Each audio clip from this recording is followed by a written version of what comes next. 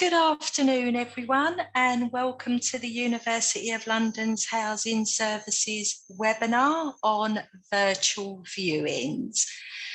So, my name is Amy, and I'm one of the 4 housing advisors at the University of London's Housing Services. So, we can help you to find accommodation, help you find flatmates. We also provide a contract check-in service, as well as legal housing advice to students in private accommodation. So if you're a student of one of our subscribing colleges, you're able to use our service and get advice free of charge. So as we go through the webinar, please enter any questions you may have into the Q&A box, and I will do my best to answer them at the end. Okay, so let's get started. So due to the pandemic, the way potential tenants are able to continue to view potential properties has meant the increased use of virtual viewings. So what we will go through today is exactly what a virtual viewing is, the good and the bad points that come with these types of viewings, as well as what to expect from a virtual viewing and how to get the best from them. I'll also provide you with some top tips on what to look out for, as well as avoiding the pitfalls that may cause you problems later on. Okay, so what are they and how do they work? So a virtual viewing replaces an in-person viewing with a video tour of the property. So this reduces the need for not only the landlord, but for you to physically attend the property, which of course in the current climate can be beneficial to all. So these viewings tend to happen in one of 2 formats, either a pre-recorded video or a live viewing. So a live viewing is where a landlord, a letting agent, or sometimes the current tenant does a video call with you, showing you the property in real time. So this gives you the opportunity to give direction and ask questions a little easier and look a bit more closely at parts of the property if you wish to. Alternatively, they can be pre-recorded, which is normally a video provided by an agent or a landlord, and they will usually show you each room and may or may not have a spoken voiceover explanation of the rooms that you're looking at. So while they're useful to provide you with an impression of the property, they can lack the interaction you get when you have a live viewing or an in-person viewing. Now, obviously, technology plays a big part in carrying out live virtual viewings, and you'll see on the slide that there are some examples of apps that you can use whilst carrying out a virtual viewing. So this isn't an extensive list, and please be aware that in some countries there are certain apps that aren't accessible, so alternatives may be needed. So we would recommend discussing with the landlord about the app that you wish to use and making sure that it's accessible to you before the viewing. Now, there's nothing worse or more frustrating than a frozen or jerky picture.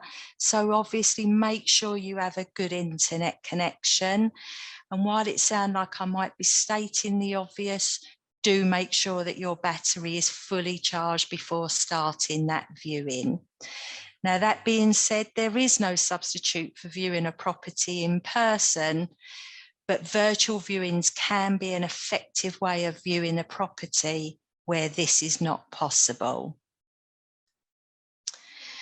Okay, so there are some benefits to carrying out a viewing virtually. So as you can see on the screen, these include multiple viewings. So the fact that you can view properties in different areas of London from the comfort of your own home, whilst you're anywhere in the world, gives you a way to view multiple properties at any given time.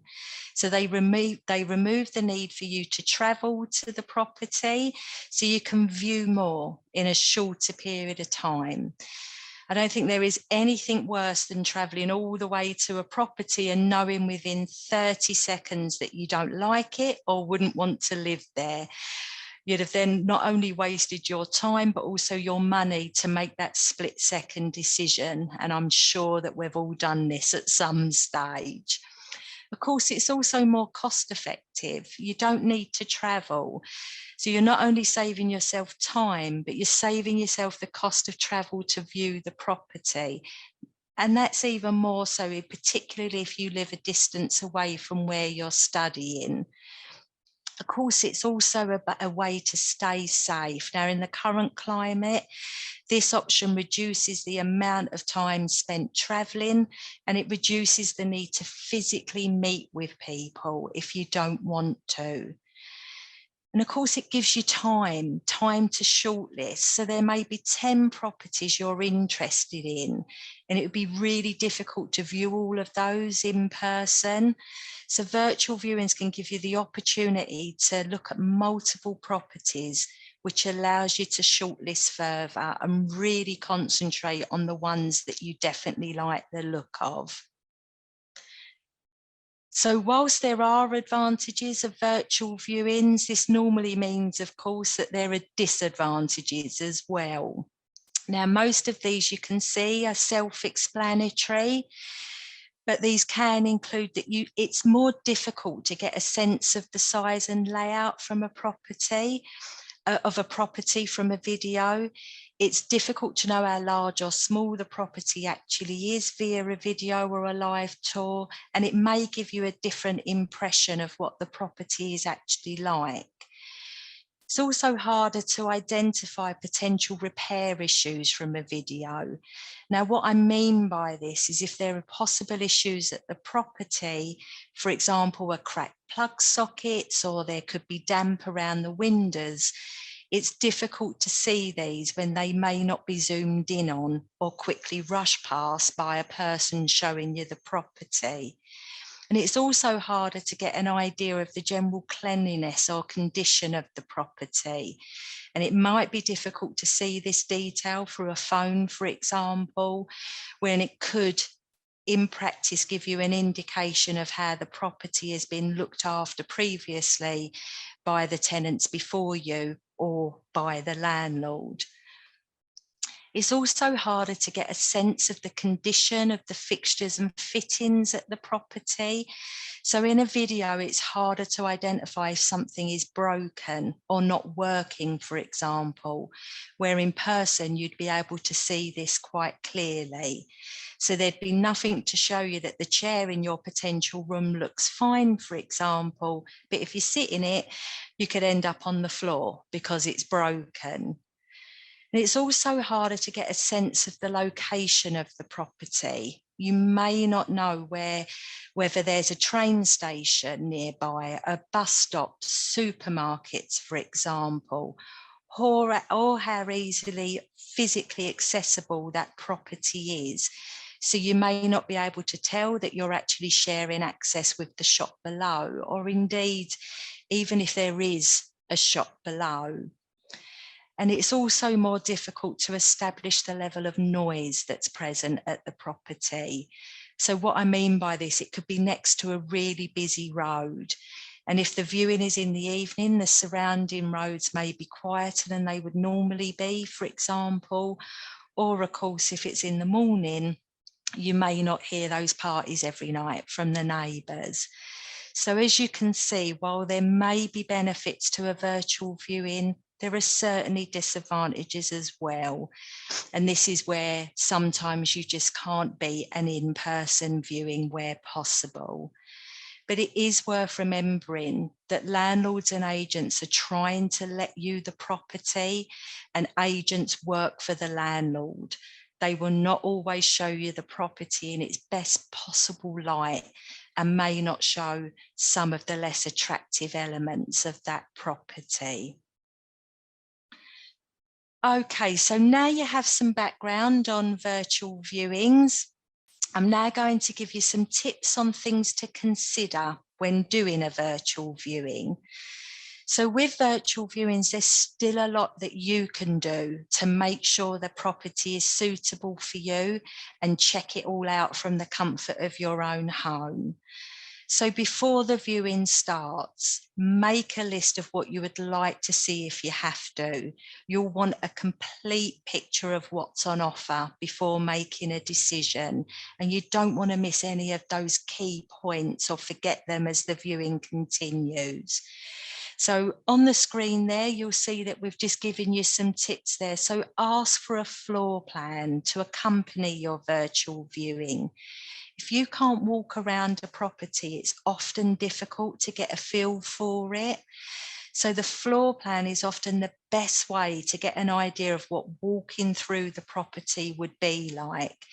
By looking at a floor plan, you should be able to see the measurements for each room. And once you have that, you can always measure a room where you currently live. And this will give you an understanding of how big or small the rooms really are in the property you're interested in. And probably more importantly, whether your belongings will fit. So ask for a live video viewing wherever possible.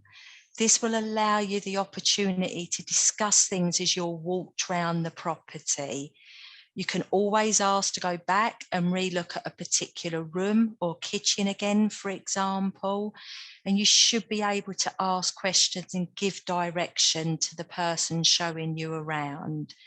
So while the production value may be lower, you're likely to get a more honest impression of the property. So while pre-recorded videos allow you to go back and watch them again, and is a useful way to help you decide whether you are interested in the property, it's also worth establishing how recent that video is. If it was made 2 years ago, the property may now look completely different. And there's also nothing to stop you from recording a live viewing yourself and going back to look at what you saw. We'd recommend that wherever possible, keep a copy of a pre-recorded or live viewing, because should there be any dispute in the future, you then have that for your records. Ask to see everything. Don't be afraid to ask them to point the camera at a certain thing or for a close-up.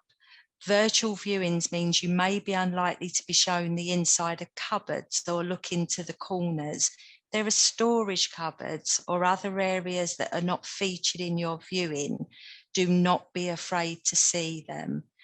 And of course, don't forget to ask to see the places that you'd naturally see an in-person visit. So areas like the communal areas, the outdoor space, neighbouring properties, and the busyness of the road, the garden, the condition of the garden, for example. These are all things that you would expect to see if you was there in person. So don't be afraid to ask to see them during a virtual viewing. So ask questions, and whether there are any additional photos of the property as well that you may be able to look at. So while virtual viewings offer you a whole view of the property, it can be difficult to assess the condition and detail of a property and what it's like inside. So do not be afraid to ask as many questions as you need to, especially if you don't like the look of something or not sure of something.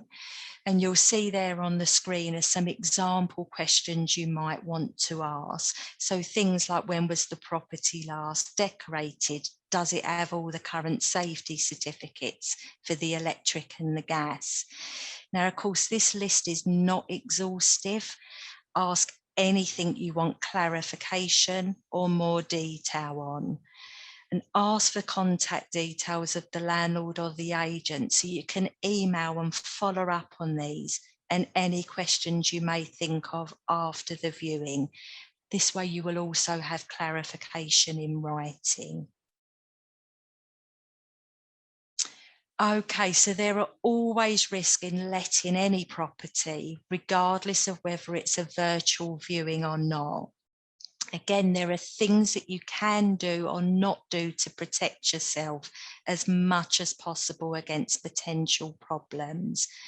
So these include no making payments with money transfer services. These make it very hard, very difficult to track any payments and who they are relating to. So don't use social media to make payments or give any of your personal details this way. Bank transfers are traceable. They have an account name and number, so they're easier to track. Don't pay anything until you're absolutely sure. No one should be pressured into paying anything before they're sure they want that property. While it's not uncommon to be asked to pay in advance of moving in, however, like any viewing, virtual or in person, we would never advise you to pay before you view. You should never be charged to view a property, and you should never be asked to pay anything before you have viewed. Now, you would normally expect to pay around the same time as signing the tenancy agreement. So before you pay a holding deposit, do all your other checks, make sure it's right, and do your research. Now, do trust your gut instinct. If something sounds too good to be true, it normally is. So just an example here is you're not going to get a 2-bedroom apartment in Chelsea for £100 a week, for example.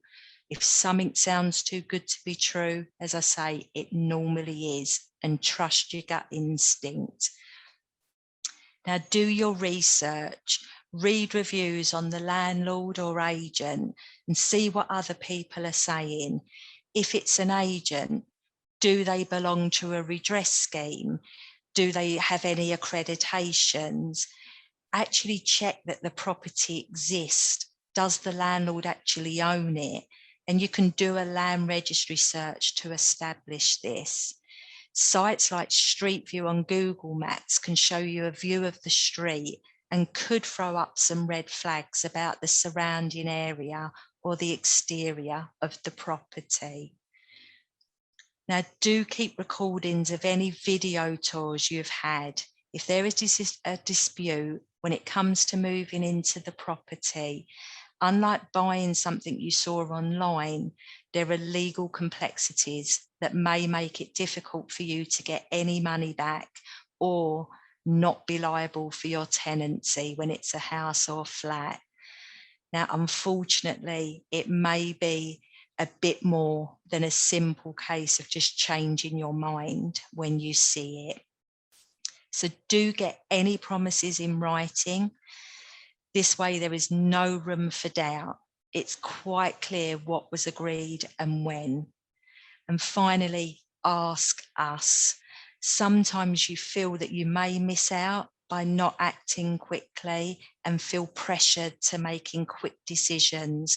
But more often than not, this can lead to mistakes. It's always better to be cautious and make sure you follow all of the proper processes. London is a fast-paced market and there are always properties available. So if you are in any doubt or something just doesn't feel right, please contact us. Okay, so you may have found the property that you want to let. So this is just some things that you may wish to consider. So you're in a better position to negotiate before you pay any deposit, because once you pay, you have something to lose at that point. So if you're still really not sure, you could suggest any agreement is made subject to a physical viewing. So what this means is if you have accepted a tenancy, but by stipulating it's subject to a physical viewing, i.e., does it have disrepair or not what you thought it may have been, that you can then pull out or exit the agreement at that stage. So therefore, any money you have paid or may have paid at that point should be returned to you, and make sure that this is in writing. So for those who prefer to see the property in person before entering an agreement, this is allowed. And you could always ask a family member or a friend, someone that you trust, to view it on your behalf if you're not able to view it yourself in person. You could also consider asking for a break clause in your contract if there isn't one already. So this is a clause that allows you to end an agreement earlier than the fixed term. So for example, if the tenancy was for 12 months, the break clause could allow you to end the tenancy after 6 months, for example, by giving notice to the landlord that you will be doing so. And again, if in any doubt, contact us. Okay, so thank you for attending today, and I really hope that this has been helpful to you. So I've got a couple of questions, so I'm just going to address the questions. So yeah, will a recording of this presentation be sent to the participants afterwards? And that's been asked by Bridget. So Bridget, just to let you know that all of our webinars will be available at our housing fair tomorrow, and I will give you a bit more detail about that afterwards, okay? And then we've also had a question from Milad. What will happen if I pay the holding deposit and further change my mind to sign the contract? So just to answer that for you, if you have paid a holding deposit and then you change your mind, it is very unlikely that you may get that holding deposit back. Now, it does depend on the reasons that you have changed your mind. So if this has happened to you, please do drop us an email on the contact details on the screen, and that we will be able to advise you in a bit further detail. Now, there was a webinar yesterday in regards to deposits, and in particular holding deposits. So please make sure that you watch that webinar as well, because a holding deposit is an intention for you to enter into a tenancy agreement. So just going back to Bridget, there are events taking place all week this week, and it is our housing fair tomorrow between 11 and 3. And at the fair, you'll have the opportunity to meet a range of accommodation providers. So do please register and attend that as well. So we also have been holding webinars this week and continuing to hold webinars on a wide range of topics relating to renting a property. And if you've missed any of these so far, they will be available for you, including this one, to view at the housing fair as well. Now, the event will stay open for 30 days. So if you can't make between 11 and 3 tomorrow, you can log in at any time for a month to watch those, okay? They will be available in the auditorium. So there is another webinar at 2:30 today on what your landlord must do before you move into a property as well. So please catch that if you can. So sorry, I just see that we've had another question. Oh, Milad, I hope that's just answered your question there yet. So if you register for the housing fair, you will be able to access all of the webinars that have taken place this week. And like I've said, that webinar, that event will stay open for 30 days after tomorrow if you can't make it tomorrow, and you'll be able to view all of these webinars there.